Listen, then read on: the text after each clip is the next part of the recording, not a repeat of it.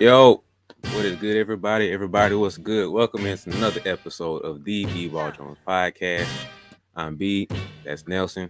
What's up, bro? What's going on, brother? How you been? In love it, bro. Life is beautiful, man. What about you? Hey, man, I can't complain. Everything's going good so far, man. Man, we got another guest in, man. We got a nice little run going with this guest, man. So feeling good about this, man. That's honestly probably been one of the more exciting parts of this podcast. It's like getting to meet new people, interview them, get to learn about them, and for them to share their story, give game, whatever, man. So this is your half of guest appearances. So uh, go ahead and introduce who you got coming to the stage for us today, man. All right, man. So coming on the B-Ball Jones podcast today, uh, one of my best friends in the whole world, I can honestly say. Uh, this guy, has taught me a lot. He's like a brother to me. Uh, my former teammate. So we brought him on because obviously, we always want to bring in somebody who can give a game, who can share something with the people, and their story can teach somebody, so can teach something to other people. So I can honestly say I witnessed this guy, grind and get better every day, how hard he worked and made himself into a pro. And now he's living that, and now he's living the pro dream that I hope to live here soon.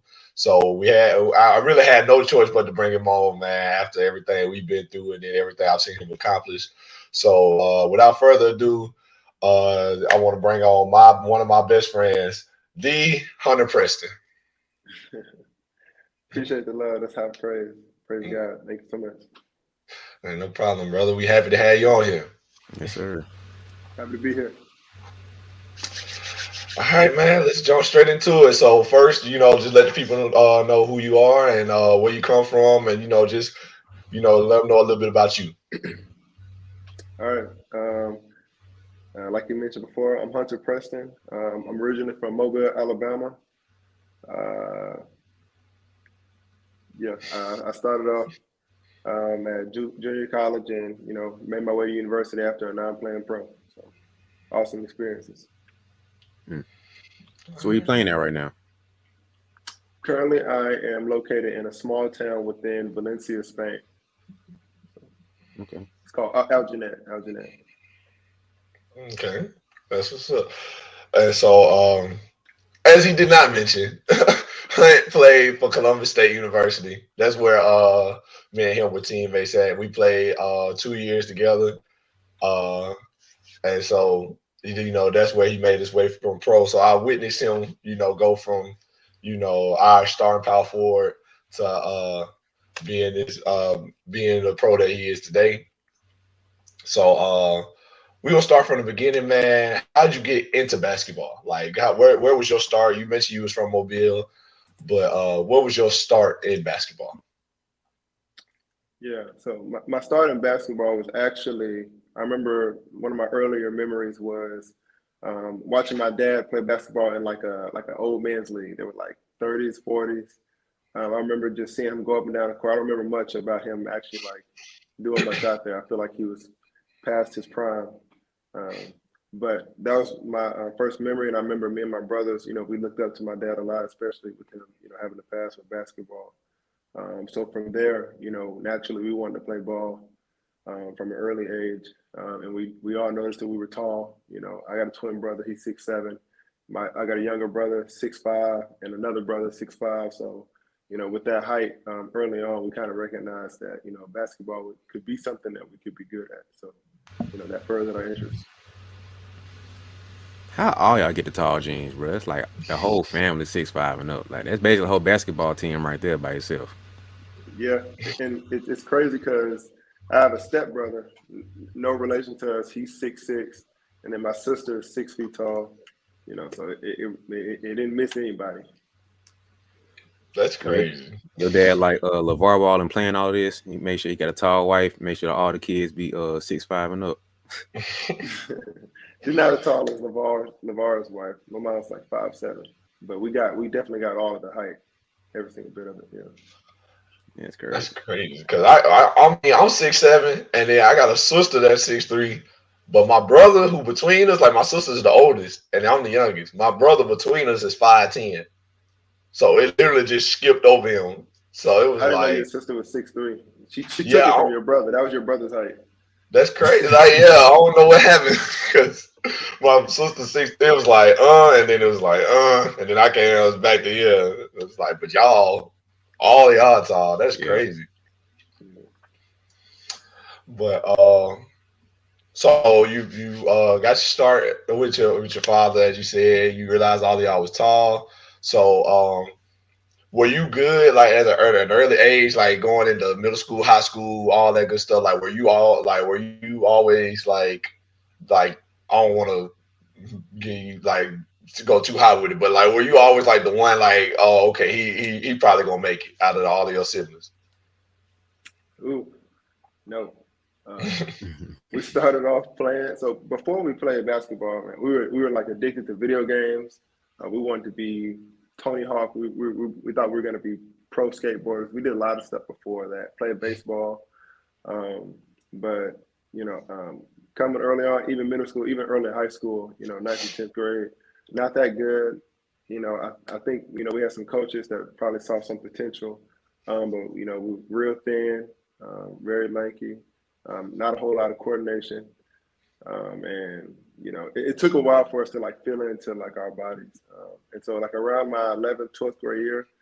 Around that time when people start talking, can this guy go play next level? Can he play college?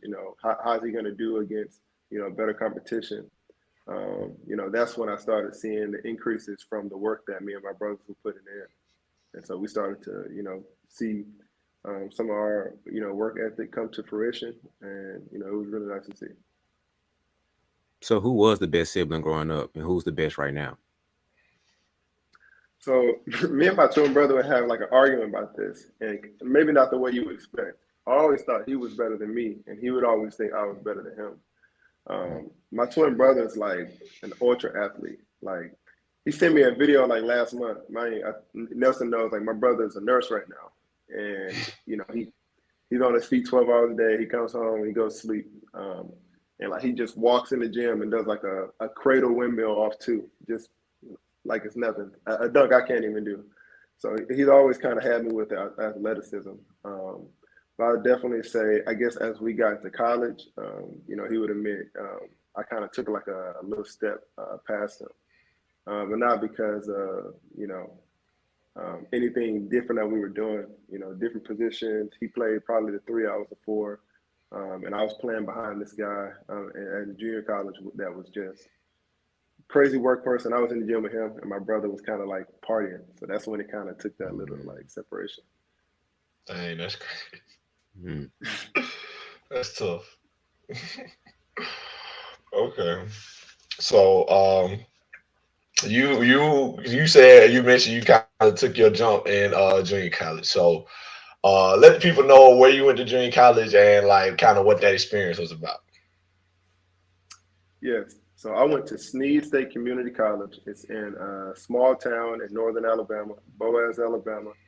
And my first year into it, getting on the team, me and my brother both went for a workout and we both got, offered, on the spot. So we had a really great workout team scrimmage. Kind of my experience there. My first year there, I knew I was playing on a good team. I know I was playing on a good team. The guy I was playing behind ended up being like the top guy in the league at the four position. His name was Peyton Youngblood. Ended up going to play for North Alabama. I don't know what he's doing right now, but he was a beast.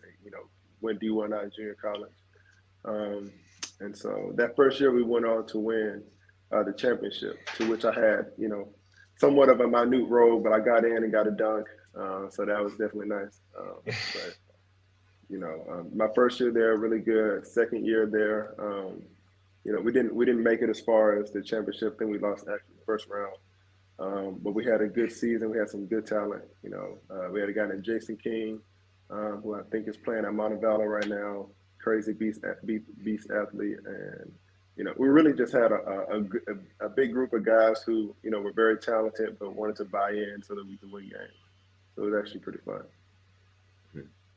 So was Sneed your only offer, or how did that whole process go with you getting to Sneed? So I actually had a few other offers. Some of them were from some four-year universities. One of them was Alabama A&M.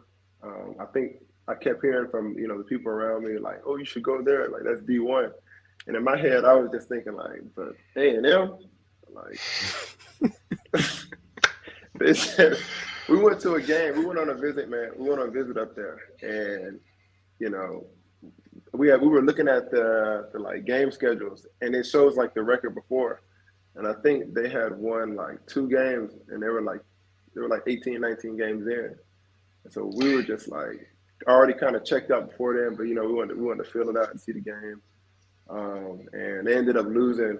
A Again. big got yeah again a big got fouled when the shot clock ran out, trying to get a layup or a dunk or something, and they were down one, and he missed both free throws per game. So I was just like, it just wasn't a whole lot of good vibes coming from A&M. It kind of looked like a real big party school. So it seemed like it was fun, but as far as like a basketball career goes, I didn't think that was a good start. You and your brother went? Like they offered you and your brother? Yeah, yeah, That's crazy. Like y'all was both getting offers. Like that's crazy.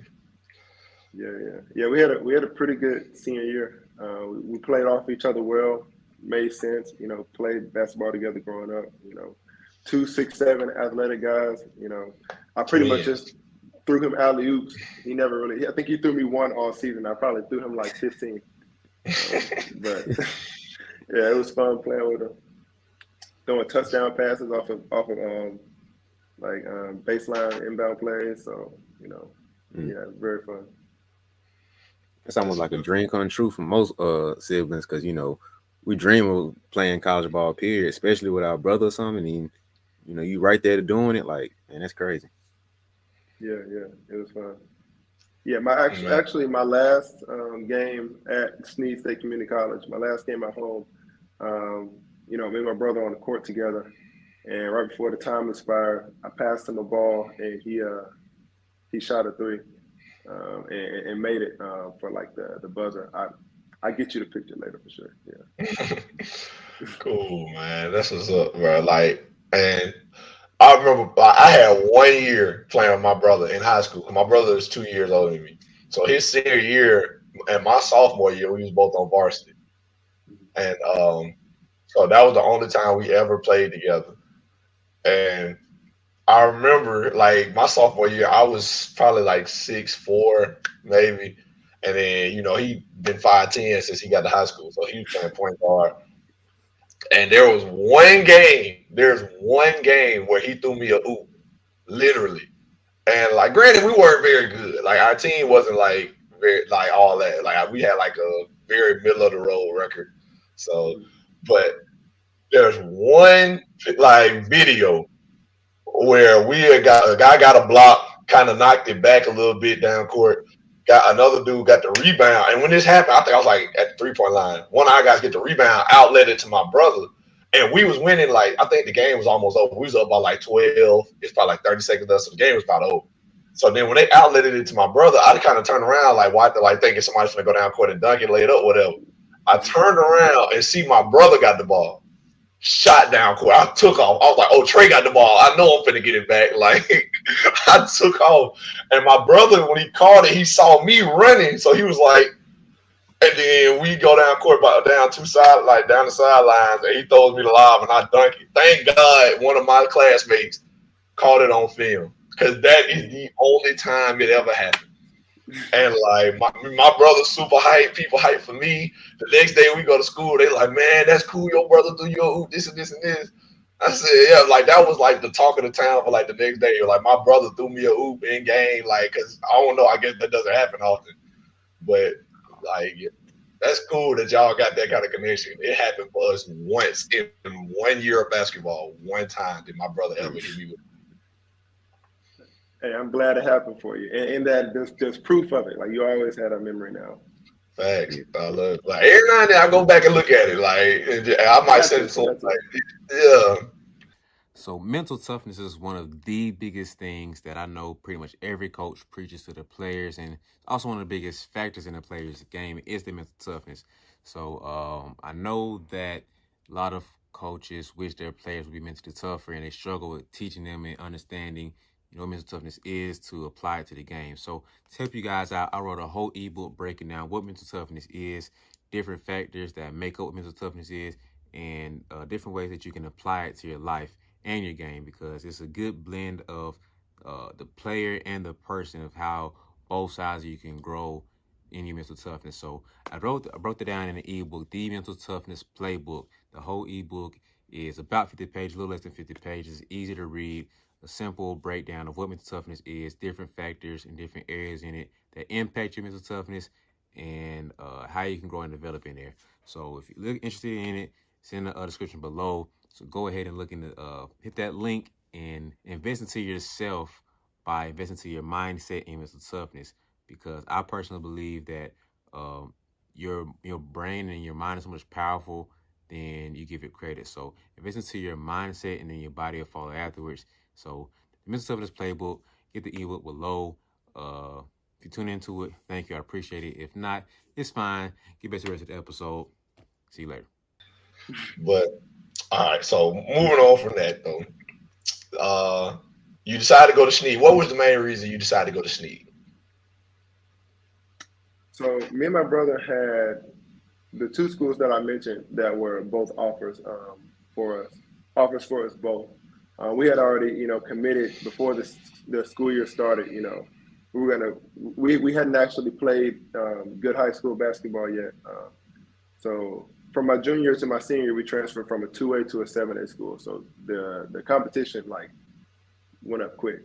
So we just knew we were going to work hard, and whichever one of us got an offer, we were going to try to make sure that wherever we went knew that package deal. And so that's kind of how we went about it.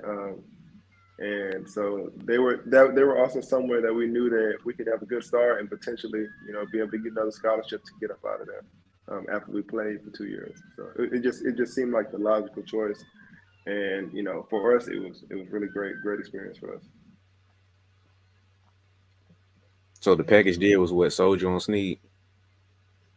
Oh yeah. When they told us they would both offer us, we were looking at each other like, okay, yeah. Because before our senior season, we were like, whichever one of us is good enough to get the offer, if not both of us, we're gonna have to try to work them a little bit, see what we can do. That's dope. That's cool, man. Okay, so gotta throw this in there. You won the championship your first year there. You said you played a big role in it, but tell us how it felt to win an actual championship, especially in the collegiate level. Man, it was amazing, honestly. As the game was progressing, I didn't know how I felt. I didn't know for sure if we were going to win. We were playing a good team, but we also had some guys going crazy. Peyton Youngblood dunked on the same guy 2 times this game. Dunked on him first half, dunked on him again second half. So we had a lot of energy, man. And so just when the buzzer rang out, and we were champions, man. We were just looking at each other, and some of the guys, of course, were crying, because they worked hard. They had been there the year before. They were sophomores. They knew that they were able to bring one home before they got up out of there for good. So it was just really cool for us, especially as freshmen. Just getting into the college game and being able to win. It was a big moment for all of us. So did it feel as good, even though you didn't contribute as big as a role that you wanted to? So me and some of the other freshman guys debated, would this feel better if we did more? And I think it would. I think it would have felt better for us, but it still felt really good just knowing that we were a part of that team. Because in our head, we were going against these guys in practice. We were hoping to get better. Yeah. They fed off us, we fed off them, and so it still felt good. I guess it's like being on an NBA team, and your team is world champions, and you at the end of the bench, but you got your ring, so it's you still feel good about it in some sort of way.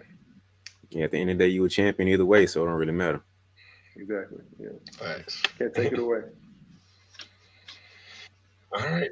So I gotta, all right, for my own, for my sake, since you on here, we gotta throw this in there. Tell the people how we met, because like I'm gonna let you tell it, then I'm gonna tell my side of the story. But tell the people, because after that season, this is where I met Hunt for the very first time. Before we were teammates or anything. So I want you to first get your side. How do we meet? Ooh, how do we meet? I'm pretty sure it was on your visit at Sneed State. Hmm. On the visit at Sneed State. So I remember Nelson. And at first sight, you see Nelson, especially in junior college. He wasn't as big as he is now. Like, he definitely put on some weight. And Nelson wears protective goggles for his eyes. Of course, he has to see. And so as soon as he come in, everybody's just assuming, that Nelson's not good. He's not about nothing. And I'm looking at this guy, and maybe I don't know. I probably thought the same thing. Introducing myself to him, I was kind of one of the more vocal leaders on the team. And Nelson came in and bought out, and I'm thinking like my coach is gonna say something to him well, we got to get this guy, and he ends up passing on my boy, and I'm just like, man, like what, this dude was actually good. Like we need a good. Come to find out, like he was at least 2 times better than the big I think we had as far as like what he was able to do in college and junior college, and obviously I masked potential after that. But that was our first time meeting. And then I remember after that, man, get to university, and my coach is asking me to talk to this guy on the phone, and he's like, I think this guy's a good guy. Our Robert Moore voice. I think this guy's a good guy, and well, hold on, what you think of him? And I'm having like a conversation with this dude. I'm like, I already know this dude. Like we've met already, and I'm like, I'm already sold on this guy. Like I was on the team that should have had him once, and like at this point, like he's got to come here. And so the rest is history from there. Mm. Man, we could have been teammates twice, Hunt. We been twice on 2 separate teams. Could have did 4 years. That would have been crazy. But all right, so this is my side of the story, right? I go to a visit at Sneed. I really go. I really was hoping they offered me because they had already offered my boy Shakari, like who I mentioned a couple times. So Shakari ended up playing with him. He ended up going. So I'm really trying to go with Shakari. I'm like, okay, me and Shakari on teams again. We high school teammates. That should be cool. Same thing with Hunt, his brother. But I go down there, and work out with them. Like I said, Hunt introduced himself to me. Hunt real cool, nice dude. I think he was really the only one who really introduced himself to me. A couple dudes was like, "Hey, what's up, bro? What's your name?" and stuff like that. But me and Hunt actually like talked for a little second, and he told me what was going on or whatever. So cool. So we go through a whole little workout, and in the workout, especially when you were young, especially coming out of high school, like a guy like me that can dunk or like that thrives off athleticism and stuff in a workout or something, I'm trying to dunk everything. Like that's like my mindset. Like I gotta dunk everything to show off like my athleticism and that I go hard and stuff, because that's kind of like what I hang my hat on. So in the workout, I'm trying to dunk as much as possible in the drills and stuff. And then we scrimmage. I got a couple dunks in the scrimmage. I feel like I played good and stuff like that. So then after the scrimmage was over with, Hunt was like, "Yeah, man, I think he's gonna offer you like you play good. Like, I mean, I don't see why he wouldn't." This him talking to me now. I'm like, okay, man, appreciate that, man. Thank you. So then the coach called me in the back into his office, and we talking. And he kind of basically tells me like, "Yeah, man, I think you're good. I think we can use you. Definitely could be a big help down here. But unfortunately, we've already like offered out all our scholarship offers, and so I can't offer you right now because of somebody else. Like we've already offered them out to other people. So if anybody doesn't commit or anything or decides to go to a different school, we'll call you right away, man. Like this is the assistant coach though. He's like, we'll call you right away. But I can't offer you anything right now." And I'm like, okay, coach, I appreciate it, whatever. So I'm really deep down, I'm still hoping like they call me in a couple of days. Like, yeah, this guy didn't sign. Do you still want to come? Because I still was going to go because Shakar was already planning on going. So anyway, obviously that didn't work out. Like they never hit me back up or whatever. Like we were still texting back and forth. I think they were trying to keep me around and hope that I might still be available, but it just didn't work out. Obviously, and I ended up going to Bevel State. So then, fast forward to the season, my freshman year of college, Hunt sophomore year. we playing each other because we in the same league. So we finna play each other. They came to our gym first. Hunt walk in, and I'm slick kind of mad at I'm still like thinking, I'm like, man, that dude told me I was gonna get offered. They ain't even offering me this and this and this. I ain't mean to mislead you, bro. I ain't mean to mislead you. I know you ain't mean nothing by it, but I was like, man, forget that dude, bro. This had me thinking I was gonna go to Sneed. So, but they came in. I'm not even trying to talk to them. I'm just kind of standing. I'm sitting in the gym. No, I was shooting. I remember I was shooting in the gym when they came in. Went walked up to me again and said, "What's up, man? How you been?" And I was like, I can't be mad. I was like, clearly you was a genuine person. So I was like, it's okay. So that's like my first interaction with Hunt. And then fast forward to the end of my sophomore year, I'm trying to decide what school to go to, and our assistant coach, Coach Butler, is recruiting me, and to come to Columbus State. And I look at the roster, and I see Hunt there, and I was like, I know this dude. And then I was like, that dude, Hunter Preston, on y'all team, he played for Sneed, right? He said, yeah. I said, oh yeah, I played against him. He a cool dude. He said, you want to talk to him? Like he jumped straight into it. You want to talk to him? You know, I can give him your number, and give you his, and you can ask him any questions about school, anything like that. I'm like, cool, yeah, I wouldn't mind doing that. And so then I gave Hunt a call. And then Hunt gave me the rundown about the school and how everything was here, told me how nice it was. And then, he was telling me like, yeah, we trying to win a championship. This past season, we lost in the conference finals, like in the championship, and so we trying to win a ring. And he was telling me about how like he had set up like team Bible studies and stuff before games and things like that. And I was like, yeah, this seemed like the right place. Like this seemed like good. So Hunt was a big part of why going to Columbus State in the end. So I appreciate him for that also. But that was my first real like interaction with Hunt. Like it started off like he introduced himself to me like he real cool, genuine dude. So, but then I thought we might be teammates. It didn't work out, and then we turned out being teammates later on down the line. We just ain't know it was coming, but later on we ended up being teammates anyway. So appreciate that though. Yeah, it was God's plan. Yeah, it definitely was.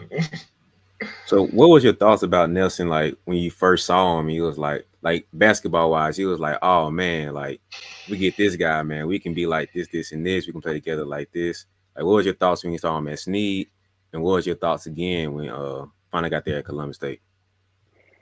So I always thought Nelson, from the first workout, I had with him at Sneed State, I always thought he was a great player, a great athlete. He had a great workout there, and we played against him during the season. Played well. And I remember, man, they came. I can't remember, did we go to their place or did they come to our place first? But I remember when they came to Sneed, Nelson caught a ball one time, like coming into the middle of the paint, and I remember thinking like he didn't like take any dribbles. He just kind of set his feet, kind of like maybe a step or two in front of the free throw line, kind of jumped off two, and I was like, is he about to lay this ball up? And this guy like hangs in the air, mind you, 6'7", athletic, 7 foot wingspan, and he like this the way our team described it. Like we described it as like a monkey dunk. Like he just like dumped the ball so hard, like, and like I remember like after the game we were like, did y'all see him like where he took off from, like how hard he dunked that ball? So I was always impressed with Nelson's game, with his athleticism. Fast forward to Columbus State, like. After my coach was telling me about this guy, and I talked to him, and I was like, oh my gosh, I know this guy. Like I'm telling my coach, I was like, coach, like this is a guy we need. Like this is a good type of guy for our atmosphere that you're looking for, and he's definitely got the talent to play here.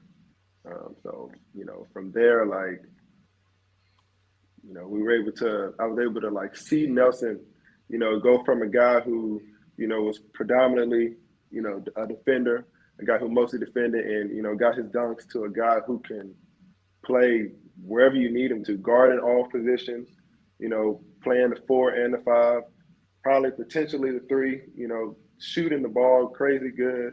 I was talking to, my assistant coach, not too long ago, telling me like Nelson's like consistently like getting better and better.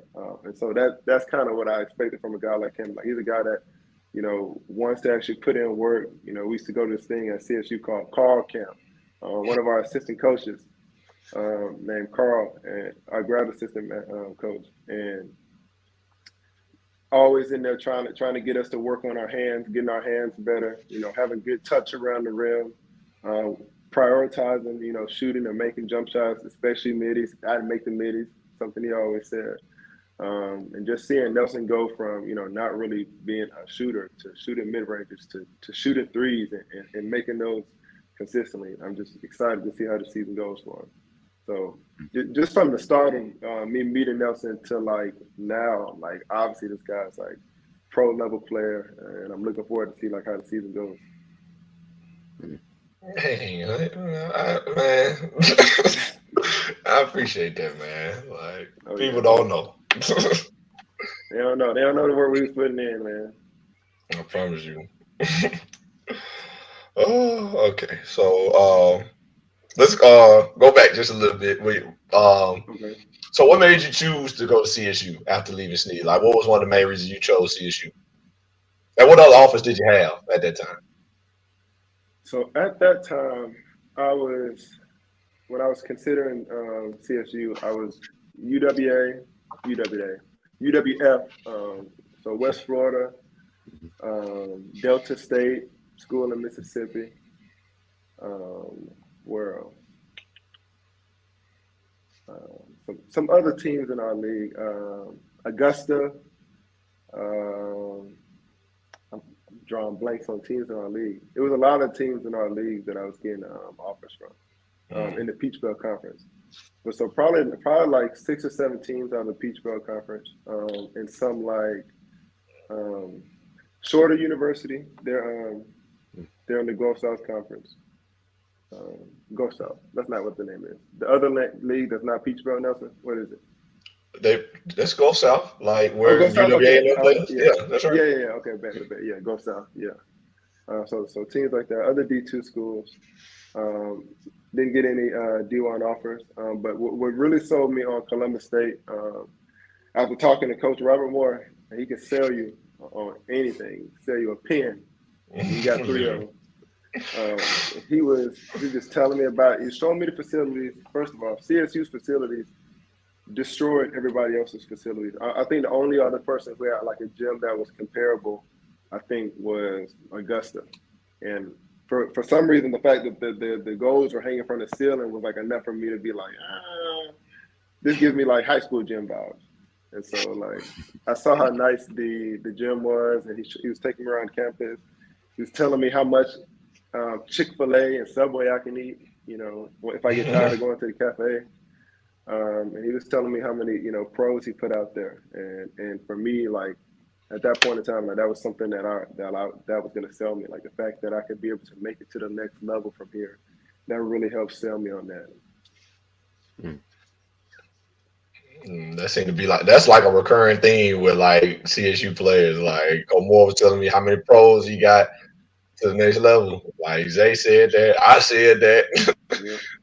Like that's so, boy. But it's true though. He getting guys to that next level. So if that's something that you hope to do, you gonna find out if you can here, because he gonna do everything he can to get you to that next level. Yeah, for sure.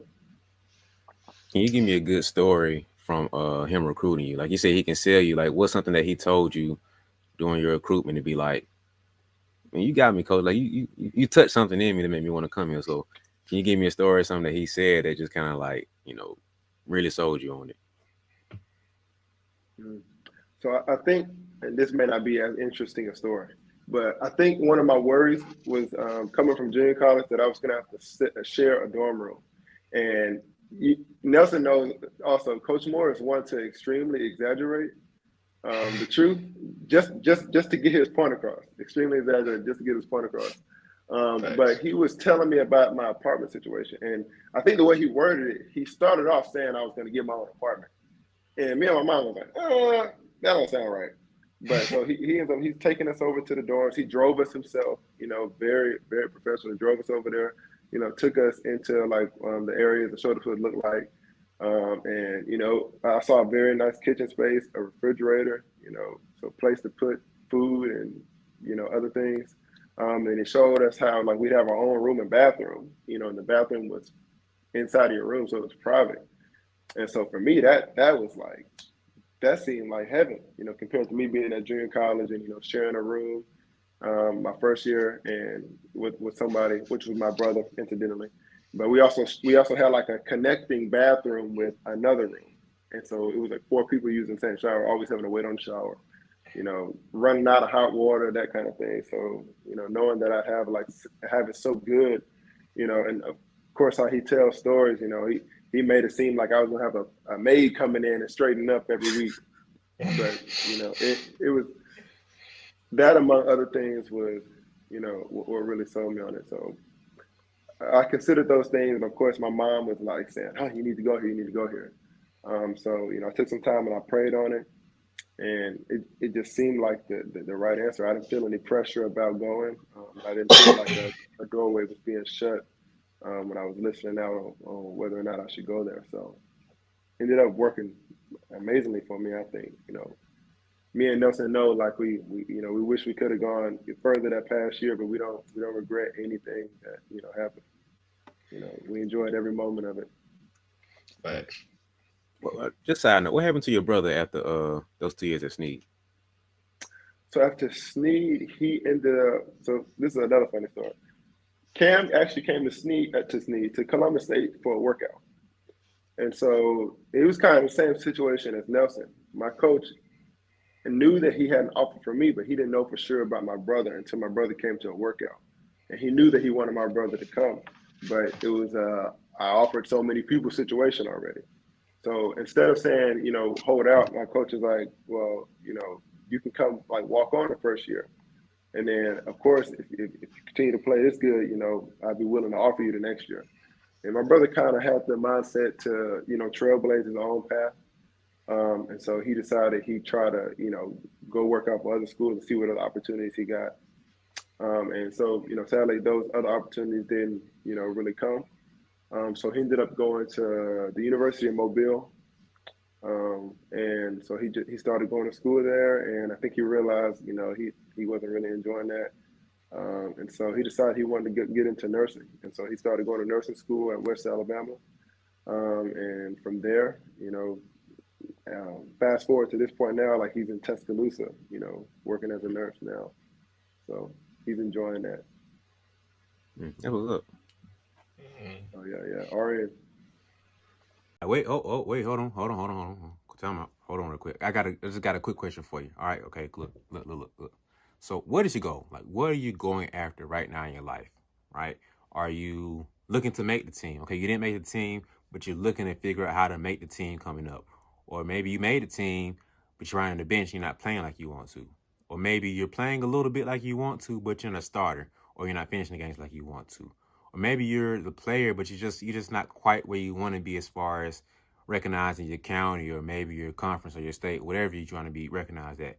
Um, Whatever your goal is, I want you to forget about that. Like, put it on the board or something, write it down in your phone, and just put it somewhere and tuck it away.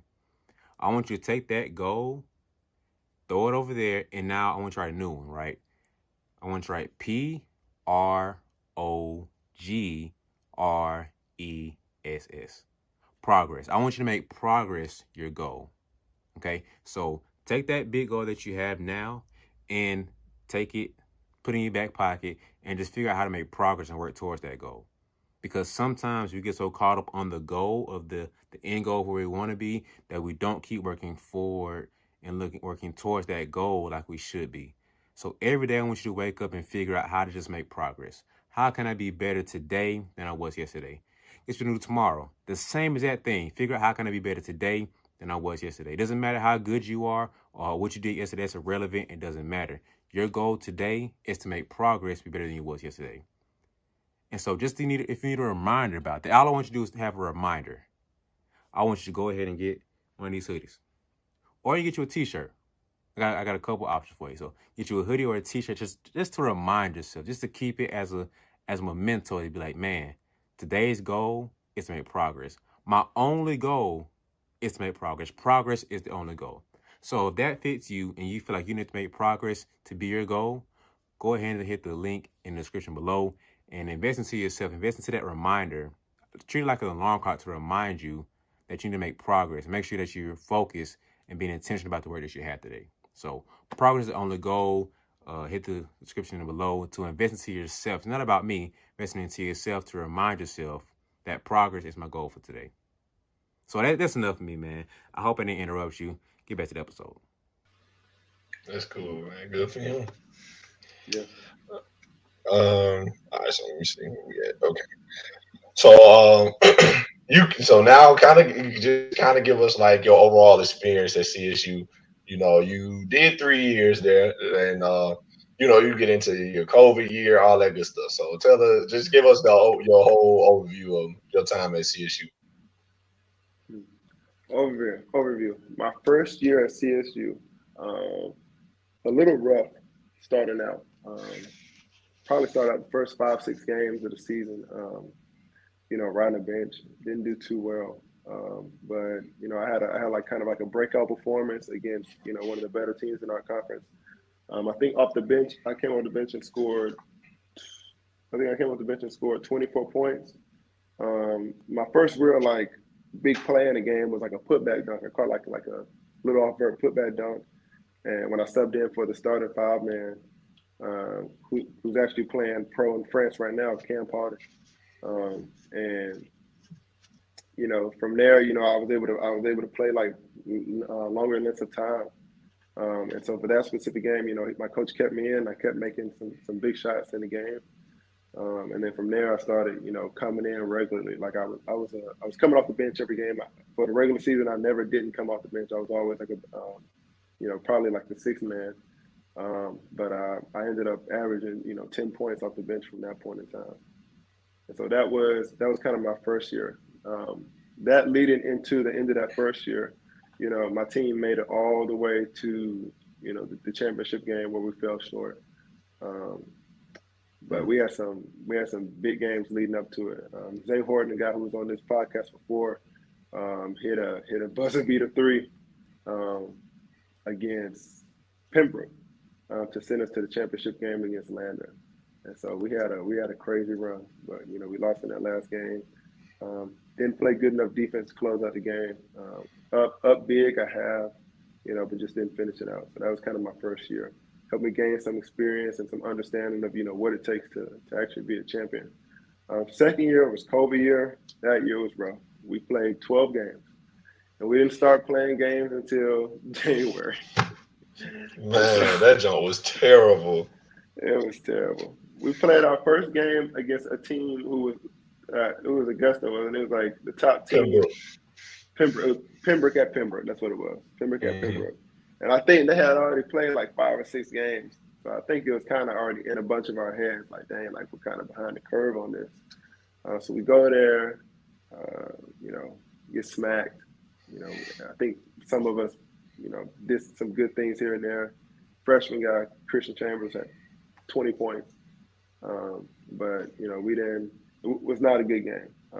And that went on to lead us to semi-decent season, finished 5-7, so below 500. But we played a good game against a D1 college in Charleston. I hesitate to bring the name of this team up because we were this close to beating a Division I team. We really had them on the ropes, but we didn't close out the game as strong as we needed to as a team. We made a bunch of mistakes, kind of spread out, which led us to losing that game. But it was a good experience for a lot of us. Very well spread out performance by everybody. Everybody kind of did something. Like Nelson, that being his first year, would you have 8 points that game? Yeah, I wasn't gonna get into it, but I had 8 points and 6 rebounds, and then did not come back in the last 10 minutes of the game or overtime. So mind you, he did get snubbed on his minutes. My coach made a decision, and he's living with it. We're all living with it. We all live. He made a substitution that probably wasn't it, but it was very widespread. Like Nelson got in and did some stuff. Tree got in and did some stuff. Like KC started off the game. Guy named Kalen Clifton. He's on Nelson's team now. Had like the first 10 points of the game. Like going crazy. Dropped the dude. Shot, like just going crazy, ruthlessly. We're just going at them. You know, Nelson caught a putback dunk. KC caught like one of y'all caught a oop. Did KC get the putback? No, I caught a putback dunk, and then like Nelson the caught a putback. next play, KC caught a oop, and it was like we going crazy. we shutting their gym down, like people are getting hyped in their gym, like for us, like it was the next level kind of game. It was one of them big atmosphere games, playing against that big Division I school. Ever since then, like D1s have never let us schedule them because I think they probably seen the film and was like, this team should have won minus some small mistakes at the end that can easily be corrected. So that was kind of our second year. After we get back from playing College of Charleston, we get a call or from our coach, or we receive a text or something, and like around that time, this is when like the tournament's supposed to start, and we had like a player from College of Charleston tested positive for COVID. So the rules at that time put us, being a team that was just in close proximity with them, that just played against us, a week out of playing. And so that like destroyed our playoff hopes. We were excited because we were like, we lost to this team, but we're dang good. Like we could have beat them. And so we had a lot of momentum just for us to be told, your season's over with. So that was the COVID year. That was a rough year. 12 games, started in January, finished in like beginning of February. Didn't last long. But that was our second year. Going into the third year. My last year at CSU, fifth year senior, fun year. Had a lot of great talent. Had some good players. Langston Gaither, Christian Chambers. Two guys aren't at CSU anymore. But we had some really good talent, and then of course, me and Nelson. We had a good team. Hesitate to bring up this other situation, but I feel like I can't really just not mention it. We had a guy named Ant Moore, man, freaking beast, grown man on the court, beast dead off the court. And he passed on Christmas Eve, and this guy was all over the place. Could easily get you, double-digit points. Flirting with double doubles pretty much every night. So. Just one of those guys, hard-nosed guys, tough, grown man strength, just was able to just play really hard and always had a knack for like finding the ball, great hands, good guy, but, he left us and, we miss him. But he was a guy who was a key role in our team starting out the year. And so we had a lot to kind of try to account for after that. As far as trying to make up for, what he was able to do out there on the court. But I think, we went on and still were able to, win some big games. And we had some close games too, where we were like, dang, like this last second, like mistake is like something obviously we could fix. So, even in our losses, I think we were confident that, we were a really good team and we fared well against other teams too. So we had a lot of fun. So I want to, go ahead. I'm sorry. I felt like I forgot to mention that, we finished in the first round of the national tournament, lost against Queens. You want to touch on that now? I was saying, like, we went to the semifinals of the conference tournament. Okay, yeah. Lost champions. But yeah, we made some shape. Won 20 games. Still, even with everything that had won 20 games. Lost in the semifinals to the team that would eventually win the championship, and actually went to the national championship and lost in the national championship game. And then went to the NCAA tournament, lost that game by 2. Me and Hunt both fouled out in that game. Like, lost by 2. And I was like, dang, boy, hurt us all. But yeah, hurt bad. But like you said, man, it was fun. I don't regret nothing. I feel like we gave everything we had. So yeah, but you go ahead now, B. I'm sorry. No, you good. So I want to get your perspective on two different things. So first, we had Zay on here, like you said before. He had his perspective on what happened with that championship game, your first year there. So I want to see from your view what happened with that, and then for the second part, feel free to go, skip over this question if you don't feel comfortable, whatever. But like, how did that season with Ant? How did that impact you? How did you kind of like deal with the whole situation on and off the court of like moving forward? Like that's a friend and teammate. That's not like somebody transfer something. That's something like he's gone and not coming back again. So how did you kind of like adjust and move forward with that on and off the court? Okay. So the first thing you said, I guess my perspective on that championship game. So I believe we were up something like 21 at the half in the championship game my first year at CSU. Yep. And slowly, this one guy, can't remember his name, stockier, like light skinned guy. He was a guard. Slowly, he just started breaking down our defense. Like he would get a screen and he would come off, and he just kept getting to the rim, like relentlessly getting to the rim. And when he would get to the rim, by the time we started realizing like he was getting too close, started trying to close in. He would find guys. We went on an extreme scoring drought, and next thing we know, like they're right back in the game. Like game's tied, like a couple minutes to go. So we're like shaking in our boots because we're like, we let this lead slip away like that, and didn't provide much compensation on our end for us to even bring some offense. So I mean, I don't really know if there's anybody specific to blame. I don't think anybody was at the point in time, right there where we were like, I'm going to be the guy to lock this guy down. I think more of our efforts were thinking I'm going to be the hero on the offensive end. And so guys were trying to, make it up on offense, and we just were not making shots. We get to the rim, ball, go in and out, off a layup, off the backboard, so we're missing we missed a few bunnies. And some of the times we got some good looks and they just didn't go down. And so, lack of offense plus extreme lack of defense, they were able to fight back into the game, and we lost. And, they, of course, that was the biggest thing for them because, they came from a 21-point deficit, and so that really hurt us.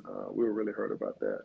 But as far as anybody specific, I don't really know if anybody specific. I just feel like we there were some things overall as a whole that we all could have done better for us to win that. As far as your second question, dealing with the loss of our dear friend and teammate Anthony Moore, I feel like a lot of us probably are still dealing with it. I feel like for me, like this past week, I was thinking about just how tough it'll be on his family, especially his girlfriend and his parents. With the anniversary of it coming up, Christmas Eve. I don't think there'll ever be a Christmas Eve or a Christmas season that he won't be thought of.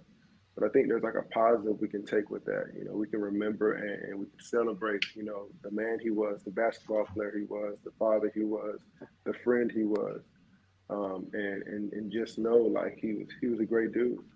Like, he was an awesome dude. He's not just one of the people that they die and people just try to say the good things. Like, this is actually a good guy. This guy actually took care of his son. This guy was actually in his son's life. Like, actually a good basketball player. Like, he meant a lot to a lot of people. I don't know him for having any enemies.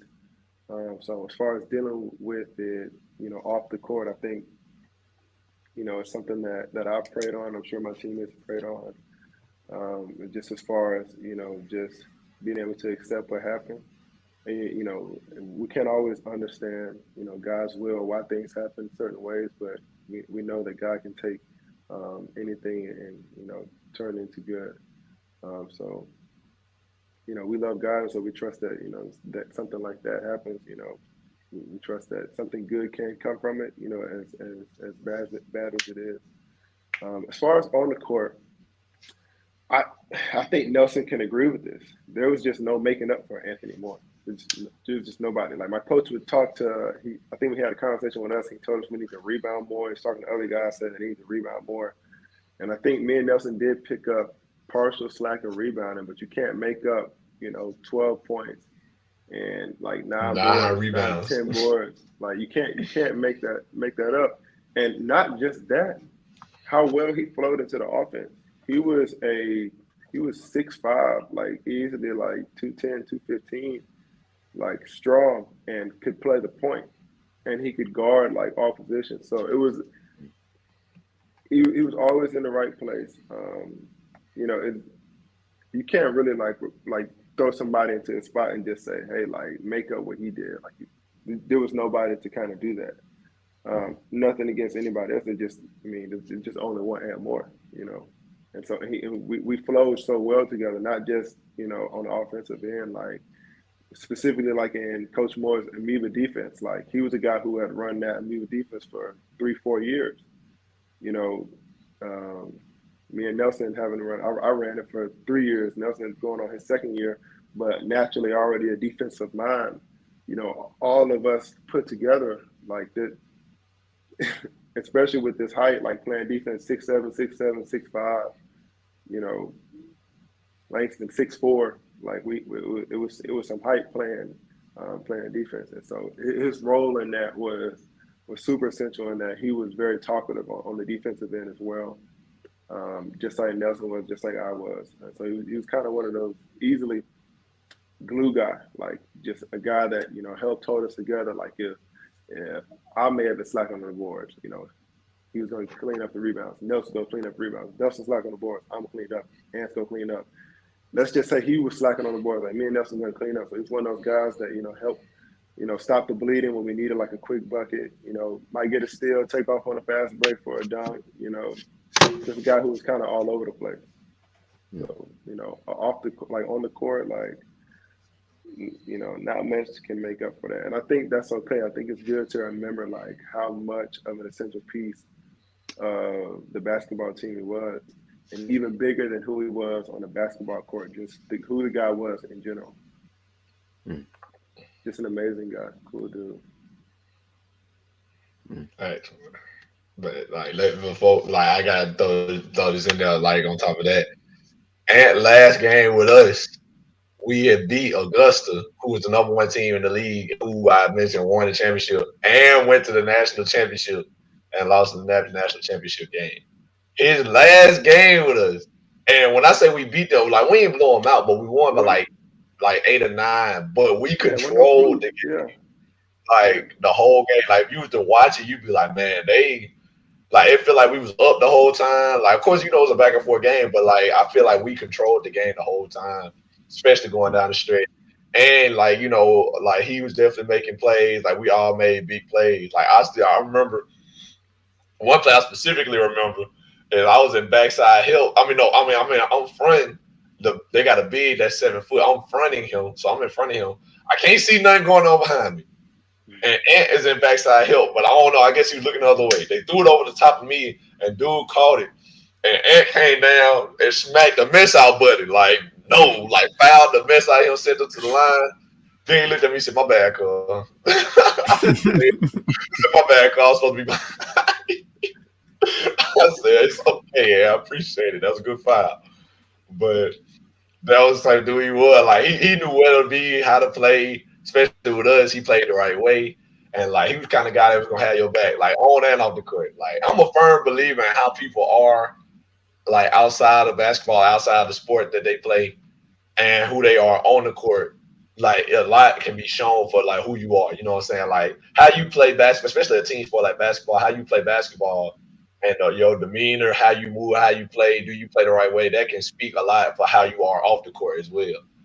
And so, like, Hunt, like, all out, going super hard, unselfish. That's him off the court. Like, everything he do, he go all out. He trying to be successful. He unselfish about things, care about other people. That's how he play. Ant was the same way. Ant, like, love people, love his friends, like, do anything for him. Like, gonna have your back if you need help. And that's how he play basketball. He swing the ball, pass the ball, don't care about shooting. He playing the right way. Like, he gonna play defense. He gonna be in help if you get beat. Stuff like that. That's how he is in real life outside the court. So like that's like one of my like it was like a nothing play, but like now that he gone, I think about every little thing like that. Like that day, like they threw the ball over the top of me. I'm like, dang, bro, ain't nobody got backside help. Next thing I know, Ant come out. Wow, like my bad. I I got a funny story, man. You reminded me of that. So do you remember when we were at Waffle House? It was me, you, and I think Langston showed up there around this time. But Coach Mhm. gave us his Waffle House coupons, and the Uh, dude pulled his truck out and hit my car, and he had oh, dented I it. wasn't there. I wasn't there, but Oh, you y'all weren't told there? Yes, man. Dude dented my car, and so Ann and them were looking inside, but they didn't know what happened. And basically, the dude didn't have insurance, and I could tell he didn't have insurance. And between you and me, I ain't really have insurance at the time. And so Buddy was like, man, like what can I do? Like what can I do? And he was like, here man, just take this cash. I'm like, I don't take the cash, man, this and that. And he ended up breaking me off like $87, like whatever the cash was in his wallet. And I get inside and Ant's like, what happened, bro? What happened? What happened? What happened? You good? You straight? I'm like, yeah, I'm good, man. I'm straight. And he said, I explained to him what happened, how dude gave me 87. And he just kind of stared at me like this. And I was like, what? And he was like, that's all you got off of him? He was like, why you didn't call me outside? I would have made sure you got more than that. He could have cashed after you. And I was thinking like, he could have, couldn't he? But that's his first thought to think like, bro, I would have helped you like make more in that situation. Like he dented your car. That's not an $87 fix. Always just being that guy like looking out for you and making something funny off of, something that for me wasn't all that funny about me getting my car hit. So, that's one of my memories I'll never forget. Man. Miss boy. Ooh, all right, but did you have anything else on that situation before we get to this? Nah, go ahead. Do you think? All right, cool. So, as you mentioned, we get past our COVID year, then we have a good, your last year here was like your best one. I'm pretty sure it's clear to say like your last year was your best year. Uh, you averaged 15 to 8 and a block and a half. Shot over 50% from the field. Shot 40 from three. And was named first team all conference. Was actually I don't think people really remember this too much, but was actually named preseason all conference and then end up being first team all conference. So they was right to name you both. How did it feel to be named first team all conference and be like clearly one of the best players in the league? Man, it was a good honor, man. I remember before the season, I had high hopes of, just my overall potential for that season. And so I worked hard and, I knew I had good pieces around me that were going to be able to make me a good player. Going against the defensive player the defensive player of the year, every day in practice. So I knew like only good things were going to be able to come from that. If I get to a point where I could consistently, make something happen around Nelson, if I can get in on here and finish this layup, if he swats it every now and then, okay, that's to be expected. Like this is the guy that was, projecting himself already to be the defensive player of the year, had been saying the summer before, been saying it all year, ended up getting it. So in my head, I already knew like this guy's gonna get it. And so I'm thinking like, let me go hard against this guy. And so I'm just preparing myself, working hard in practice, and to just be named that, especially with the names that are in there like Zeke Lottie, guy who's playing pro and I think he's in Switzerland right now. Mm-hmm. Who else is on there? Tyshawn Crawford. Who else? Yeah, Frank Champion and Frank Champion. buddy from Georgia College, Jordan, what's his name? Yeah, that 6'2" stocky dude boarding and getting all the. He had a double at halftime on us. Yeah, Jordan Thomas. That's who it was. Jordan Thomas. Yeah. Jordan Thomas first team. You think about Wesley Simpson? He was second team all conference. Okay, yeah. I ain't gonna lie, that first team all conference, I ain't gonna lie. Like, I hated them guys when we were playing them. But all due respect to them, if y'all five on the same team, oh my goodness. Because all five of y'all pros. But no, for real, they were good, and I knew they were good. I remember like all the matchups. Like I never felt like playing against those guys. And Nelson, like we knew like this guy's like a pro level player. Like this guy's posting up. Wesley Simpson posting up like big guys, and this guy was like second team all conference. So just to see like his teammate, Jordan Thomas, relentless score. Like we went to Georgia College our last time playing them. And, he had like 10 straight buckets off like dance, pull middies. And we were just like, man, like this dude can score the ball. I'm pretty sure he's like all-time leading scorer already at Georgia College. In the Peach Belt. In the Peach Belt, and he was like, I don't even think he was like, I don't think that was that his senior year? Yeah, but you know, he was a COVID senior just like you had 5 years. So COVID senior. he ended up scoring 2,000 points. 2,000 points, yeah. Relentless scorer, great player. He was one of those dudes that our assistant coach, Coach Butler, would call a hooper. Like, this dude was like a real hooper. He could really ball. So yeah, it was high praise getting mentioned among those names. You know, glory to God on that, because the way we were starting out the season, you know, I kind of had hopes and I had good, you know, confidence being built up just for being named preseason all conference. But you know, credit to God for that for sure. Yeah, we had Coach Moore on here before, and before the season started, he was like, "I got the 2 best bigs in the conference. You know, I got the offensive juggernaut, defensive juggernaut. So how does that feel, you know, to have your coach say that about you?" Hey, no, that feels amazing. Like, and Coach Moore is he's not a shy guy. Like, he says what he feels. Like, he put a lot of confidence in me and Nelson just from his attitude about how he deemed us as players.